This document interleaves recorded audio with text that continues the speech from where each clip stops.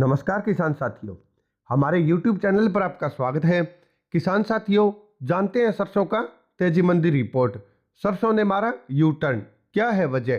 किसान साथियों, जैसा कि हम अपनी पिछली कई रिपोर्टों में बता चुके हैं कि सरसों का बाजार अनिश्चितताओं से भरा हुआ है।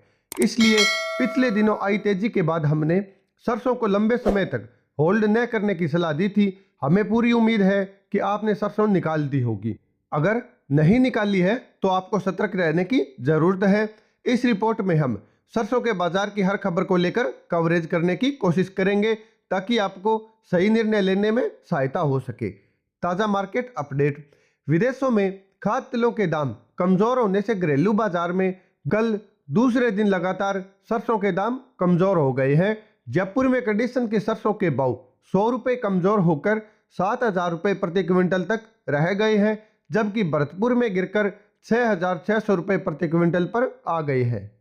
ब्रांडेड कंपनियों की बात करें तो सलोनी प्लांट पर सरसों के भाव 75 रुपये प्रति क्विंटल तक कम करके खरीद कर दी गई है और भाव 7575 के आसपास रहे। क्या रही गिरावट की वजह? घरेलू बाजार में सरसों की आवकें 4.25 लाख बोरी से ऊपर पहुंच गई है और यह गिरावट लाने की बड़ी वजह मानी जा सकती है। हालांकि सर्दी बढ़ रही है और देश में कहीं कहीं सरसों तेल या सरसों का बड़ा स्टॉक नहीं है, इसलिए सरसों तेल और सरसों के भाव में बड़ी गिरावट आने की आशंका कम है। फिर भी किसानों को सावधान रहने की जरूरत है और समय समय पर भाव की जानकारी से अपडेट रहने की आवश्यकता है। गिरावट की दूसरी वजह को देखें तो मीडिया में चल रही खबरों के अनुसार कोरोना के बढ़ते मामले को रोकने के लिए चीन द्वारा प्रतिबंध कड़े किए जाने से विश्व बाजार में खाद्य तेलों की कीमतों में गिरावट आई है। दुनिया के सबसे बड़े खाद्य तेल उपभोक्ता देश चीन में कोविड-19 प्रतिबंधों से व्यापारियों में चिंता का माहौल बना हुआ है।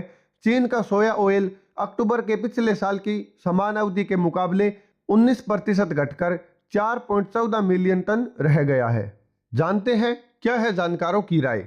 जानकारों का कहना है कि घरेलू बाजार में विदेशी तेलों की आपूर्ति तंग होने के बावजूद अंतर्राष्ट्रीय बाजार में गिरावट आने से सोया और पाम ऑयल में अभी और गिरावट की आशंका बनी हुई है।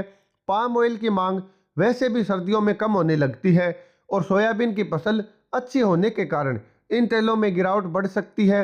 हालांकि खपत का सीजन होने के कारण सरसों तेल में घरेलू मांग बनी रहने की उम्मीद है, लेकिन इसकी कीमतों में तेजी मंदी काफी हद तक विदेशी बाजार के भाव पर निर्भर करेगी।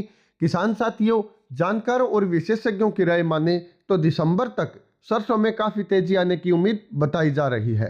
यह थी आज की सरसों की तेजी मंदी रिपोर्ट।